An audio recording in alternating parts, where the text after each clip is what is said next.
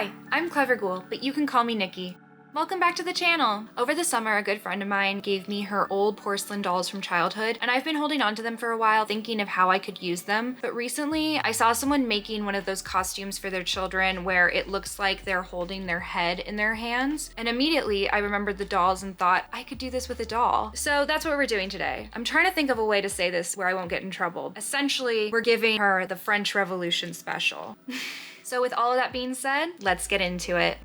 For materials, you'll need the following: an old doll, an X-Acto knife, a piece of felt or scrap fabric, acrylic paint. I predominantly use the shades burgundy, chocolate brown, black, and red, brushes, a toothbrush, hot glue, sealant spray. I used Krylon satin finish, and tea or fabric dye for the clothing. As usual, all of the materials will be linked in the description box below, and I do earn a small commission.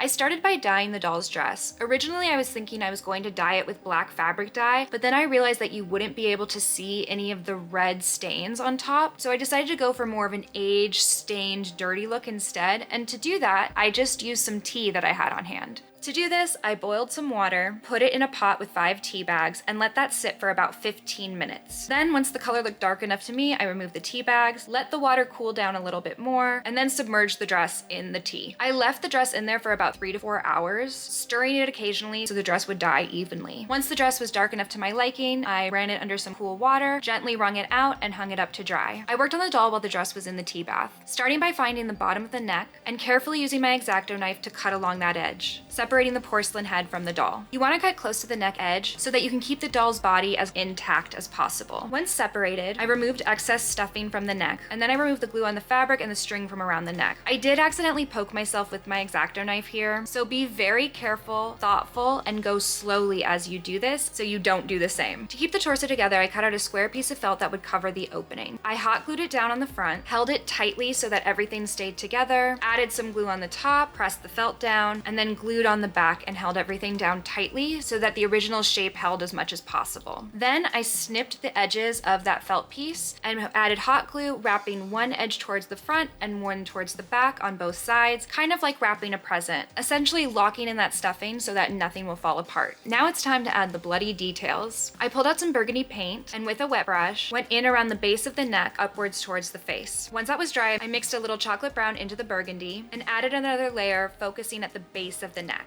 Then I did something a little strange and frankly that you don't need to do at all, but since you're gonna see it in the footage, I figured I had to talk about it. Basically, I wanted to add some texture at the bottom of the neck, and so I pulled out some Spanish moss, rolled up little bits of it, and hot glued it down to the neck. And while I was doing this, realized you can just use hot glue for this step. So basically, you want to take hot glue here, put it around the edge, and have it kind of dripping down towards the face, up a little bit, adding a little bit of texture and gore to this section, essentially is what you're doing. But you don't need moss like I did. I don't really know what that was. Anyway, once that glue was dry, I took the same paint that I had just mixed and put it all over that glue. Next, I mixed some burgundy, brown, and black to add a little bit of shadow to the neck, focusing on the base and around the hot glue texture I had made. From there, I felt that the neck needed some slightly brighter red bits to it, so I mixed red paint with burgundy and added some water to it and lightly went around on the upper part of the neck, just adding in a little bit of brightness, but not going too overboard with it. While that dried, I thought about how to add a little more detail to this head and neck. If she had gotten the French Revolution special, there would surely be some spatter and some more of that red in her hair. So I pulled out a toothbrush, mixed it in the paint that I already had, and just started flicking it around and adding in a little bit of splatter around the back and side of the neck and into the hair. Once that was dry, I pulled out my Krylon satin finish, took it outside, and applied it all around where I had just added paint. I was just a little bit worried about the acrylic flaking off here, so I think this is a good step to add. The next day, when everything was dry, I dressed the doll and then pulled out the burgundy paint and applied that to the felt that was visible inside of the neck hole. Then I mixed burgundy and chocolate brown paint together and applied it to the very edges of that neck hole that were still visible, just adding back in a little more depth. Then I took that same paint and started to bring it around the dress, around the neck, and down the front, the sides, and the back of the dress. Then I took a little bit more of just the burgundy and went around a little bit more, adding it in here and there. And then I pulled out the toothbrush again and flicked splatter all over the dress, focusing more on top and getting lighter at the bottom. I then added a little bit of that paint around the hands, and once dry, hot glued one hand to the neck, then put hot glue on the back of the head and dress where it would be sitting, held that down together, and then finally glued that last hand into place. As I was holding that together and I was looking at that neck hole, I decided that it needed a little bit of texture. So I took the hot glue and added a bumpy little swirl around the inside. And then once that was completely cool and dried, took some of that burgundy paint and put a wash of it all over that hot glue. I also added more of the same paint to the dress under the head area and then pulled out the toothbrush again and added some splatter to the same area as well. From there, I left her to dry, which means it's time for the reveal.